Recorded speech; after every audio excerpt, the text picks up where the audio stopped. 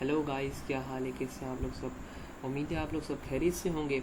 आज हम लोग स्टार्ट करने जा रहे हैं सॉलिड मैकेनिक्स का लेक्चर नंबर 1, जो कि चैप्टर नंबर 1 के ऊपर बेस करता है। और चैप्टर नंबर 1 हमारे पास है स्ट्रेस के बारे में। एज यूजुअल हम जानते हैं कि हमारे पास स्ट्रेस क्या होती है। स्ट्रेस हमारे पास होती है internal force per unit area. Okay, stress का सिंबल हमारे पास क्या होता है? स्ट्रेस को हम लोग सिग्मा से डिनोट करते हैं और ये हमारे पास बराबर होता है internal force divided by area के। ओके, सबसे पहले क्वेश्चन के ऊपर आते हैं जो हमारे पास सामने दिया हुआ है प्रॉब्लम नंबर 1 के ऊपर। प्रॉब्लम नंबर 1 के ऊपर लिखा हुआ है the bar in the figure below has a constant width. हमारे पास एक बार दी गई है जिसकी विड्थ, जिसकी मोटाई हमारे पास दी गई है 35 मिलीमीटर और उसकी थिकनेस हमारे पास दी गई है 10 millimetre. Okay, determine the maximum average normal stress in the bar when it is subjected to the loading. हम लोगों को मालूम क्या करना है? हम लोगों को मालूम करना है मैक्सिमम एवरेज नॉर्मल स्ट्रेस मालूम करना है। ठीक है, पहली बात। अच्छा, एवरेज नॉर्मल स्ट्रेस मालूम करना है। फॉर्मूला आप लोगों के सामने लिखा हुआ है internal force per unit area. तो हमेशा रखना, जब भी आपके पास कोई भी ऑब्जेक्ट दिया गया हो और उसके ऊपर मुख्तलिफ पॉइंट्स के ऊपर लोडिंग अप्लाई हो रही हो, तो हम लोग क्या करते हैं? सेक्शनिंग अप्लाई करते हैं। ओके, सेक्शनिंग अप्लाई करने का रूल हमारे पास ये होता है कि हमारे पास जहां जहां फोर्सेस वेरिएट कर रही हैं, जहां जहां फोर्सेस हमारे पास तब्दील हो रही है, उस जगह से हम लोग क्या करते हैं? सेक्शनिंग करते हैं। तो और सेक्शनिंग का दूसरा रूल ये होता है कि आप या तो लेफ्ट से राइट की तरफ जाओगे या तो राइट से लेफ्ट की तरफ आओगे। ओके, तो यहां पर अगर गौर करो तो पहली फोर्स मेरे पास एक्ट हो रही है 12 किलो न्यूटन की। ओके, यहां पर ये रही। अच्छा, दूसरी फोर्स हमारे पास दो फोर्सेस एक्ट हो रही है 9 किलो न्यूटन की, जो कि हमारे पास यहां पर आ रही है। तो मैंने क्या बोला, हम लोग वहां से सेक्शनिंग करेंगे। सेक्शनिंग हम लोग उस जगह से पहले से करेंगे जहां पर हमारे पास फोर्सेस वेरिएट हो रही होगी। तो एक 12 की फोर्स, अब दूसरी फोर्सेस कहां पर आई? 9 की। यहां पर तो मैं इससे पहले यहां पर एक सेक्शनिंग करूंगा। ठीक है, पहला मैंने सेक्शन बता दिया। अच्छा, दूसरा सेक्शन मेरे पास दूसरी फोर्सेस कहां पर वेरिएट हो रही है? अब ये वाली वेरिएट हो रही थी, इससे पहले का हिस्सा देख लिया। अब 4 की वेरिएशन आ रही है, तो इससे पहले का हिस्सा यहां पर कट आउट करूंगा मैं। ओके, और लास्ट में मैं कहां पर कट आउट करूंगा? लास्ट में मेरे पास यहां पर 22 किलो न्यूटन आ रहा है, तो मैं लास्ट में यहां पर कट आउट करूंगा। ओके, अब कट आउट करने के बाद ये मेरे ऊपर डिपेंड करता है मैं कौन सी साइड ले रहा हूं। मैं ये वाली साइड देख रहा हूं या ये वाली साइड देख रहा हूं, ये मेरे पास डिपेंड कर रही है। ठीक है, नेक्स्ट स्लाइड के अंदर देखते हैं।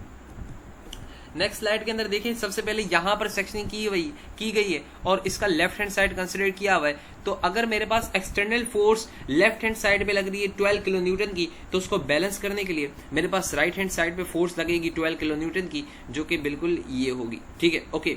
अब मैंने ये वाला पीस काटा और कंसिडरेशन मैंने क्या की? लेफ्ट हैंड साइड मैंने अपनी कंसिडर की।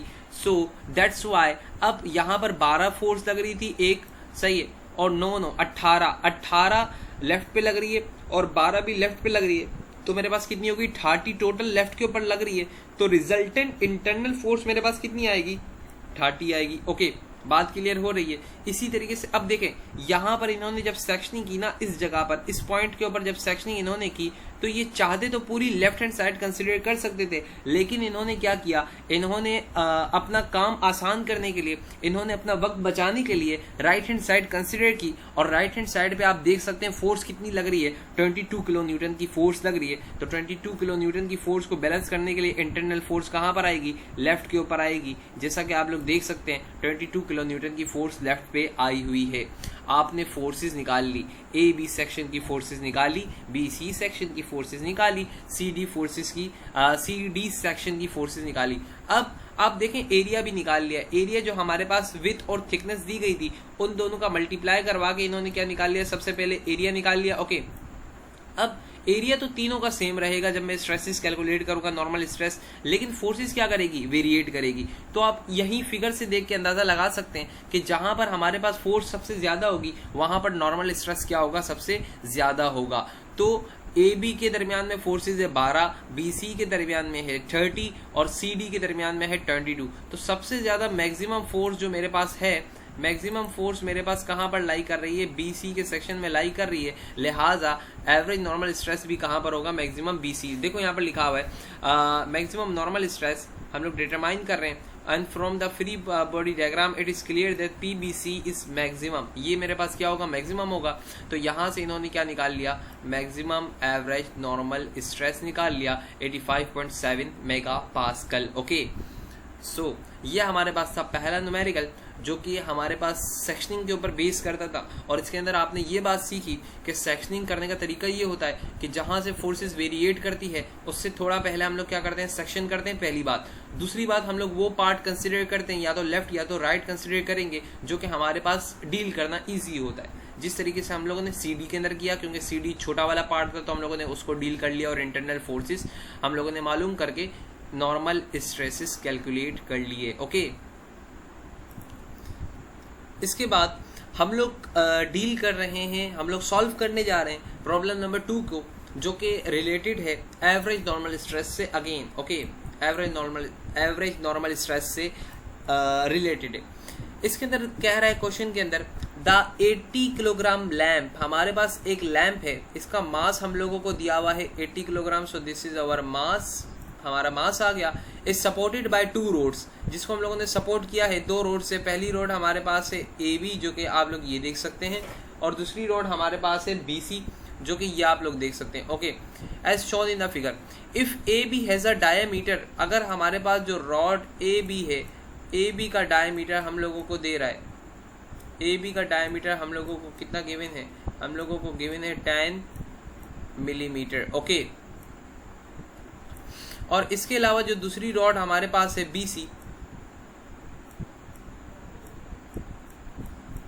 का डायमीटर हम लोगों को दे रहा है 8 मिलीमीटर।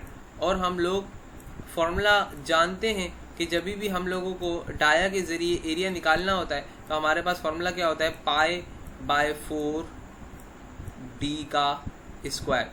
तो मैं इसका भी एरिया निकाल सकता हूँ, इसका भी एरिया निकाल सकता हूँ। पहली चीज तो आ गई। Determine the average normal stress in each road. अब यहाँ पर जो फोर्स लग रही है ना, यहाँ पर जो मास हमारे पास अटैच हो रहा है इसके साथ, अब इस मास के जरिए यहाँ पर भी फोर्स लगेगी और यहाँ पर भी फोर्स लगेगी, दोनों डायरेक्शन में फोर्स अप्लाई हो रही होगी। बिल्कुल ऐसा ही है, ठीक है।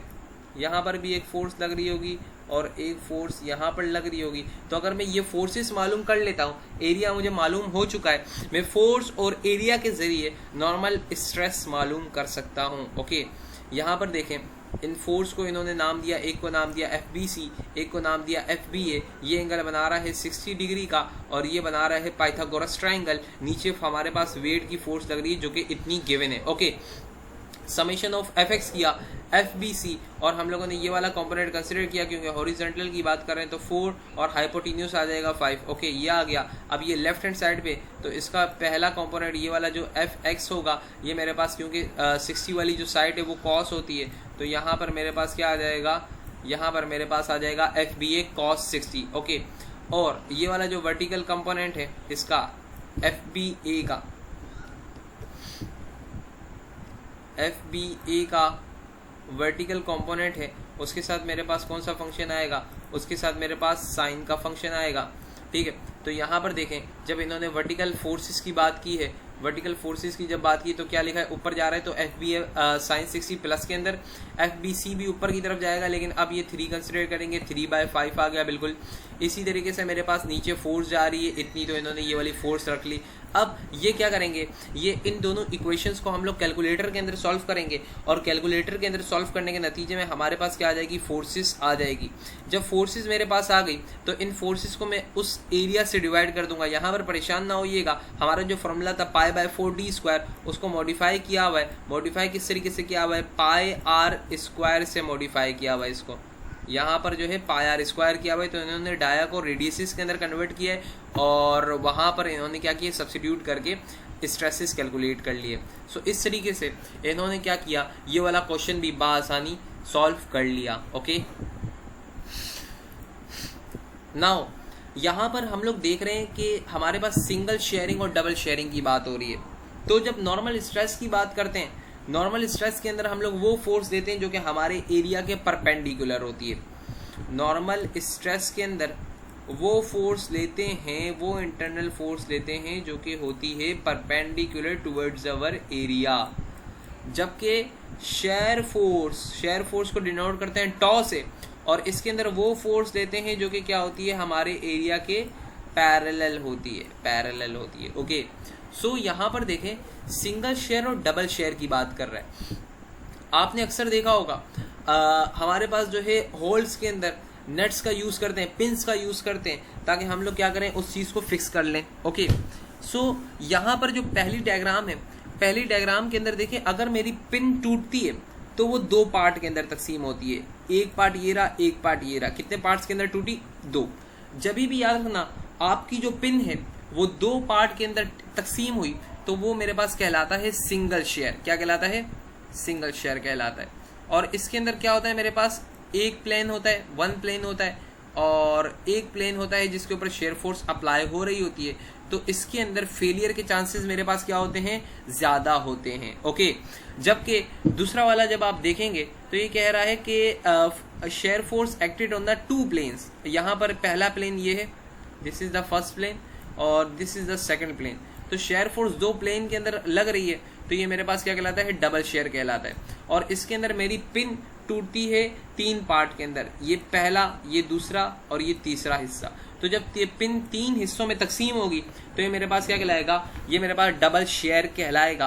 अच्छा, पेपर में सवाल आ चुका है कि हमारे पास जो है फेलियर किसके अंदर ज्यादा जल्दी होगा, सिंगल शेयर के अंदर जल्दी होगा या डबल शेयर के अंदर जल्दी होगा या दोनों के अंदर बराबर होगा। तो इसका आंसर हमारे पास ये होता है, क्योंकि हमारे पास सिंगल शेयर के अंदर जो है सिंगल प्लेन है, फोर्स एक ही प्लेन के अंदर डिस्ट्रीब्यूट हो रही है, हमारा एरिया जो है वो कम है, तो वहां पर शेयर स्ट्रेसेस क्या होंगे, ज्यादा होंगे। जबकि नीचे आप लोग देखें, जो हमारे पास डबल शेयर है उसके अंदर एरिया आपके पास डबल हो चुका है, तो उसके अंदर हमारे पास शेयर स्ट्रेसेस क्या होंगे, कम होंगे, उसके अंदर हमारे पास फेलियर के चांसेस कम होंगे। ओके, तो ये रीजन पेपर में आ चुका है। अगर आपसे पूछा जाए तो आप इस तरीके से इसका जवाब दे सकते हैं। Now we are going to discuss problem number 3, which is related to the average shear stress, जो कि हमारे पास related है average shear stress से। और सवाल के अंदर कह रहा है, in the 20 mm diameter pin at A point के ऊपर हमारे पास जो पिन लगी हुई है उसका डाया दे रहा है, so that's mean DA is given, okay, and the 30 mm diameter pin at B, और डायामीटर एट पिन बी हम लोगों को दे रहा है 30 millimetre. Okay, that support the beam as shown in the figure, जो कि आपको फिगर में दिखाई गई है। अच्छा, फिगर में आपको एक और चीज दिखाई गई है कि जो पिन बी है वो हमारे पास हो रही है सिंगल शेयर। देखो, अगर ये पिन ब्रेक होगी तो पिन कितने हिस्सों में ब्रेक होगी, दो हिस्सों में ब्रेक होगी, मतलब कि एक प्लेन एरिया मतलब कि सिंगल शेयर। यहाँ पर पिन जो है तीन हिस्सों में हमारे पास ब्रेक होगी, और डबल प्लेन है, तो ये मेरे पास कहलाता है डबल शेयर।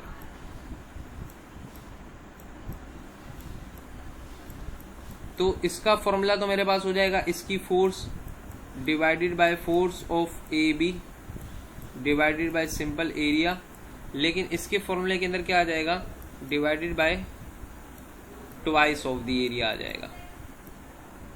इसकी फोर्स आ जाएगी, फोर्स एट ए, और इसका ट्वाइस एरिया हो जाएगा। अब यहाँ पर गौर करें, हम लोगों ने सबसे पहले इसकी एफबीडी बनाई है, फ्री बॉडी डायग्राम बनाई है। किस तरीके से, पॉइंट ए के ऊपर पिन सपोर्ट है, और पिन सपोर्ट के दो रिएक्शन होते हैं, एक ए एक्स होता है और दूसरा मेरे पास क्या होगा, ए वाई का नाम दे दूंगा। डाउनवर्ड फोर्स मेरे पास एक्ट हो रही है 30 किलो न्यूटन की, यहाँ पर एक फोर्स लग रही है जो कि एफ बी है। अच्छा, अब इसके कंपोनेंट्स आपको दिए हुए हैं, बिल्कुल ठीक है, क्योंकि ये हमारे पास केबल है ना, केबल के अंदर हमेशा जो हमारे पास वेक्टर होता है उसकी डायरेक्शन आउटवर्ड होती है, हम लोग अवे फ्रॉम द ऑब्जेक्ट लेते हैं, ठीक है। अब यहाँ पर देखें, यहाँ पर इन्होंने क्या किया है, सबसे पहले समेशन ऑफ मोमेंट अप्लाई किया हुआ है एट पॉइंट ए के ऊपर। तो जब पॉइंट ए के ऊपर मोमेंट अप्लाई करेंगे तो ये फोर्सेस तो हो जाएगी कैंसिल आउट, और मेरे पास इक्वेशन क्या बनेगी, क्योंकि मैं एंटी क्लॉकवाइज मूवमेंट को, यहाँ पर जो है एंटी क्लॉकवाइज मूवमेंट को पॉजिटिव लिया हुआ है। सो ये वाली फोर्स मेरे पास जो है ये इस तरीके से रोटेशन करवा रही है, ये इस तरीके से रोटेशन करवा रही है, तो मेरे पास आ जाएगा माइनस का 30 और डिस्टेंस में ले लूंगा 2। ओके, अच्छा, अब ये वाली फोर्स का एक कंपोनेंट ये होगा जो कि कैंसल आउट हो जाएगा क्योंकि पिवट से पास आउट हो रहा है, और दूसरा कंपोनेंट मेरे पास ये होगा, और ये मेरे पास किस तरीके से रोटेट करा रहा है, ये रोटेट करा रहा है एंटी क्लॉकवाइज, तो मैं लूंगा प्लस के अंदर। और दूसरी फोर्स हमारे पास यहाँ पर एक्ट हो रही है एंटी क्लॉकवाइज डायरेक्शन के अंदर, तो ये मेरे पास आ जाएगा एफ बी, और इसका कंपोनेंट कौन सा होगा, vertical component, that's mean we are taking 4/5, okay. और इसका डिस्टेंस हो जाएगा 1 4 और 1 हो जाएगा 2, तो 4 और 2 कितना हुआ 6 इज इक्वल्स टू 0। यहां से मेरे पास फोर्स आ जाएगी एफ बी, चेक करें, यही इक्वेशन सेम बनाई हुई है इन्होंने। यहां से इन्होंने एफ बी कैलकुलेट कर लिया, अगर एफ बी कैलकुलेट हुआ,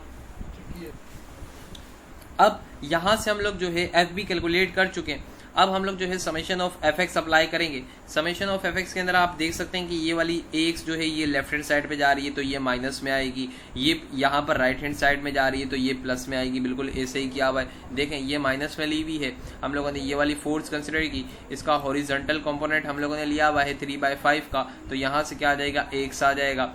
अब ए वाई इन्होंने अप्लाई किया क्योंकि ये मेरे पास जो है अपवर्ड डायरेक्शन के अंदर था तो ये मेरे पास आ जाएगा प्लस के अंदर, ये मेरे पास डाउनवर्ड में था तो माइनस, जब इसको हम लोगों ने सॉल्व किया तो मेरे पास क्या आ जाएगा ए वाई आ जाएगा। मेरे पास सारे के सारे रिएक्शन फोर्सेज आ गए, क्योंकि पिन ए के ऊपर 2 फोर्सेज आ रही हैं तो हम लोग रेक्टेंगुलर कंपोनेंट्स के जानते हैं रिजॉल्व करना किस तरीके से करते हैं, एक्स स्क्वायर प्लस ए वाई स्क्वायर करते हैं, तो मेरे पास रिजल्टेंट फोर्स आ जाएगी एफ ए के ऊपर। उस एफ ए को मैंने पहले डिवाइड करवा दिया 2 से डिवाइड क्यों कराया, क्योंकि वो हो रहा था डबल शेयर। आप डायरेक्ट ये फॉर्मूला भी कर सकते हैं कि 21.36 divided by twice of the area, ठीक है। बात एक ही आपके बिल्कुल, यहाँ पर जो है स्टेप इन्होंने जो है ब्रेक किया हुआ है, पॉइंट ए के ऊपर जो फोर्स लग रही है उसको पहले इन्होंने 2 से डिवाइड किया, फिर इन्होंने जो है एरिया से डिवाइड कर दिया, तो बात एक ही है, कोई फर्क नहीं है इसके अंदर। तो आप जब सॉल्व करेंगे तो आपका आंसर क्या आएगा 34 मेगापास्कल आएगा। इसी तरीके से फोर्स एट बी हमारे पास जो है 12.5 लग रही थी, वो वाली फोर्स इन्होंने कंसिडर की और एरिया से डिवाइड करा तो हमारे पास क्या आ गया, आंसर आ गया 17.7 megapascal, okay. Now we are going to solve the numerical number 4, और न्यूमेरिकल नंबर 4 के अंदर कह रहा है the inclined member in the figure is subjected to a compressive force. एक कंप्रेसिव फोर्स इसके ऊपर एक्ट हो रही है 600 मेगापास्कल 600 पाउंड्स की। Determine the average compressive stress along the smooth area of the contact by A B के ऊपर मालूम करनी है फोर्स, बी सी के ऊपर मालूम करनी है, हम लोगों को कंप्रेसिव स्ट्रेसेस मालूम करने, नॉर्मल स्ट्रेस मालूम करने, ठीक है, और एवरेज शेयर स्ट्रेस मालूम करनी है डी बी के ऊपर। तो आपको 3 चीजें इसके अंदर मालूम करनी है। पहली चीज आपको जो मालूम करनी है वो है normal compressive stress A B के ऊपर, कंप्रेसिव स्ट्रेस मालूम करना है बी सी के ऊपर, और शेयर स्ट्रेस मालूम करना है डी बी के ऊपर, ओके। सो आपको यहाँ पर लगने वाली फोर्सेस मालूम होनी चाहिए, मतलब कि एफ ए बी मालूम होना चाहिए और एफ बी सी मालूम होना चाहिए आपको। एक फोर्स क्योंकि यहाँ पर देखें, यहाँ पर हम लोग एक प्लेन ये वाला कंसिडर कर रहे हैं एफ बी सी का, और एक हम लोग ये वाला कंसिडर कर रहे हैं, ठीक है। अच्छा जनाब, अगर ये वाली एक्सिस जो है ना, देखो यहाँ पर एक्सिस समझनी है, एक्सिस क्या ले रहे हैं, ये वाली जो एक्सिस है, ये वाली एक्सिस इन्होंने क्या ली हुई है, एक्स एक्सिस लेंगे ये लोग, ये वाली एक्सिस एक्स एक्सिस कंसिडर करेंगे, और ये वाली एक्सिस जो है, जो वर्टिकल एक्सिस है वो वाई एक्सिस, ये एक्स एक्सिस कंसिडर कर रहे हैं और ये वाई एक्सिस कर रहे हैं, इस कंपोनेंट्स को देखते हुए ये जिस डायरेक्शन में होंगे। तो अब यहाँ पर एक फोर्स लगेगी एफ ए बी की, तो इन्होंने क्या ले लिया, क्योंकि राइट हैंड साइड पे जा रही है तो इन्होंने पॉजिटिव में ले लिया। अब इसका कंपोनेंट इन्होंने रिजॉल्व किया, 600 का हॉरिजॉन्टल कंपोनेंट क्या होगा, -3/5 होगा, तो इन्होंने ये वाला ले लिया कंपोनेंट। जब इन्होंने सॉल्व किया तो मेरे पास एफ ए बी आ गया। इसी तरीके से इन्होंने एफ बी सी कंसिडर किया, एफ बी सी ऊपर की डायरेक्शन में है, यहाँ पर जो इसका वर्टिकल कंपोनेंट होगा नीचे की डायरेक्शन में होगा, और क्या लूंगा मैं 4/5 लूंगा, ठीक है। तो मैंने यहाँ से फोर्सेस निकाल ली। अब जब फोर्सेस मेरे पास आ गई, एरिया तो निकालना आसान है, ए बी का एरिया निकालना है, ए बी का, तो ये देख रहे हैं आप, इसके इतने हिस्से के ऊपर लग रही है, ये देखें इस हिस्से के ऊपर लग रही है फोर्सेस, ये जो यहाँ पर दिखाई हुई है। अब यहाँ पर देखें डायमेंशन, ए बी की डायमेंशन क्या है। सबसे पहले ये वाली डायमेंशन एक मैं कंसिडर करूँगा क्योंकि यहाँ पर फोर्स लग रही है और इसकी डायमेंशन मेरे पास, इसकी मोटाई मेरे पास कितनी है 1 इंच। और दूसरी फोर्स में यहाँ दूसरी जो है वो ये वाली कंसिडर करूँगा क्योंकि इस एरिया के ऊपर लग रहा है। अच्छा, अब ये वाली मेरे पास डायमेंशन क्या है, ये वाली डायमेंशन है मेरे पास 1.5, तो मैं 1 को मल्टीप्लाई करवा दूंगा 1.5 से, तो मेरे पास ए बी का एरिया आ जाएगा। अब जो दूसरी फोर्स नीचे से लग रही थी डाउनवर्ड डायरेक्शन से, यहाँ से जो लग रही थी, तो यहाँ से जो फोर्स लग रही थी, एक उसका एरिया ये वाला होगा, एक पार्ट ये वाला होगा मतलब कि 2, और दूसरा मेरे पास क्या होगा जो कि यहाँ पर बैक पे जा रहा है, मतलब कि जो पीछे की साइड पे जा रहा होगा, ये वाला हिस्सा, ये वाली लेंथ होगी। ये वाली लेंथ मेरे पास कितनी है 1.5 है, तो 2 को मल्टीप्लाई करवा दूंगा 1.5 से, मेरे पास इसका एरिया आ गया। देख रहे हैं ना आप, ये वाली साइड, ये वाली और ये वाली, ये एरिया बन के बना रही है। अच्छा, नॉर्मल स्ट्रेसेस तो कैलकुलेट हो गए, इसके बाद शेयर स्ट्रेस मालूम करना है। तो शेयर स्ट्रेस मालूम करना था डी बी के अलावा, तो डी बी की तो फोर्स मालूम है जो कि पैरेलल हमारे पास मौजूद थी। उसका एरिया क्या होगा, उसका एरिया एक मेरे पास ये होगा जिसके ऊपर ये फोर्स एक्ट हो रही है, ये वाला एरिया, ये वाली लेंथ होगी मेरे पास, और दूसरी लेंथ मेरे पास होगी ये वाली लेंथ। तो मैं क्या करूँगा, 3 को मल्टीप्लाई करवा दूंगा 1.5 से, तो मेरे पास क्या आ जाएगा 80 PSI आ जाएगा। इस तरीके से हम इस न्यूमेरिकल को क्या कर लेंगे, सॉल्व कर लेंगे। सिंपल है बिल्कुल। आपने जो है फोर्सेस के कंपोनेंट्स निकालने, कंपोनेंट्स निकाल के आपको एरिया निकालना आना चाहिए कि कौन सा एरिया पैरेलल है, कौन सा एरिया परपेंडिकुलर है। इस तरीके से आप मुकम्मल न्यूमेरिकल सॉल्व कर सकते हैं। अच्छा, नेक्स्ट क्वेश्चन हमारे पास कह रहा है कि हमारे पास एक ब्लॉक है जिसको हम लोग सब्जेक्ट कर रहे हैं कॉम्प्रेसिव फोर्स से। कॉम्प्रेसिव फोर्स आपको दिखाई दे रही है यहाँ पर 2 किलो न्यूटन्स की कॉम्प्रेसिव फोर्सेस एक्ट हो रही हैं, और कह रहा है कि हम लोगों को मालूम करना है normal average shear stress develop in the wood fibre. Normal average, normal और शेयर, ये 2 स्ट्रेसेस कैलकुलेट कर लो वुड के फाइबर के ऊपर, जो कि सेक्शन के ऊपर हो रहा है ए 30 डिग्री के ऊपर। तो सबसे पहले तो आपको इसकी फ्री बॉडी डायग्राम बनाना चाहिए। देखिए इसकी फ्री बॉडी डायग्राम कैसे बनाएंगे आप पेपर में। आप सबसे पहले एक इंक्लाइंड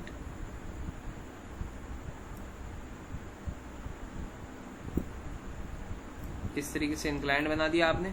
अब ये वाली जो फोर्स है ना, ये वाली फोर्स यहाँ पर एक्ट हो रही है, ये एरिया, ठीक है। अब देखें आप इसको क्या करें, कंपोनेंट्स के अंदर रिजॉल्व करें। आप जानते हैं कंपोनेंट्स में रिजॉल्व किस तरीके से किया जाता है। एक इसका कंपोनेंट होगा बिल्कुल इस इंक्लाइंड लाइन के अलोंग, इस तरीके से। 1 सेकेंड,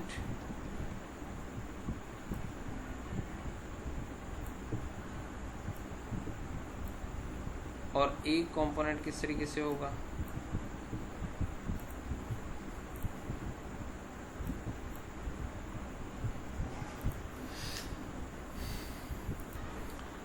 मैं यहाँ पर समझाने की कोशिश करता हूँ। एक कंपोनेंट मेरे पास होगा इस तरीके से, और दूसरा कंपोनेंट मेरे पास होगा इस तरीके से, ठीक है। अब यहाँ पर जो है एंगल कहाँ से बन रहा है, देखें यहाँ पर एंगल जो है ना, अगर आप यहाँ पर डायग्राम के अंदर देखें, ये वाली लाइन जो कि हमारे पास 30 डिग्री के ऊपर इंक्लाइन है और हॉरिजॉन्टल लाइन के दरमियान में बन रहा है। तो ये वाली हॉरिजॉन्टल लाइन आप देखें, ये वाली जो हॉरिजॉन्टल लाइन है ना, ये आप लोग देखें, और ये वाली लाइन देखें जो कि यहाँ पर थी हमारे पास, ये वाली जो लाइन है ना, ये वाली लाइन आप यहाँ पर देखें, तो इनके दरमियान में यहाँ पर मेरे पास बन रहा होगा 30 डिग्री, ओके। तो जहाँ पर 30 डिग्री बन रहा होता है जिस साइड के ऊपर, वो वाली साइड मेरे पास क्या हो जाती है, वो वाली साइड मेरे पास हो जाती है कॉस थीटा। तो ये वाली जो मेरे पास ये वाला वेक्टर है, उसके साथ मेरे पास क्या आएगा, इसके साथ मेरे पास आएगा कॉस 30, ओके। और जो एंगल के सामने वाली साइड होती है उसके पास क्या आता है, उसके बाद आता है साइन 30। तो देखें जब इन्होंने नॉर्मल फोर्स दी वाई एक्सिस के अलोंग, तो इन्होंने क्या कंसिडर किया हुआ है, इसके रिजल्टेंट में ये वाली साइड कंसिडर की हुई है साइन 30 वाली, ओके, साइन 30 वाली कंसिडर की हुई है, आप देख सकते हैं यहाँ पर ये रही। और जब इन्होंने शेयर स्ट्रेस लिया हुआ है VAA लिया हुआ है, तो इन्होंने क्या रिजल्टेंट लिया हुआ है, ये वाली साइड ली हुई है cos 30 वाली एज यूजुअल, जो कि हम लोगों को दिख रही है। यहाँ से इन्होंने फोर्सेस निकाली, नॉर्मल और शेयर फोर्स निकाली। अब इनको निकालना है एरिया। तो एरिया के लिए एक डायमेंशन तो गिवन है 50 मिलीमीटर, बाकी दूसरी डायमेंशन हम लोग को निकालेंगे ये इंक्लाइंड वाली।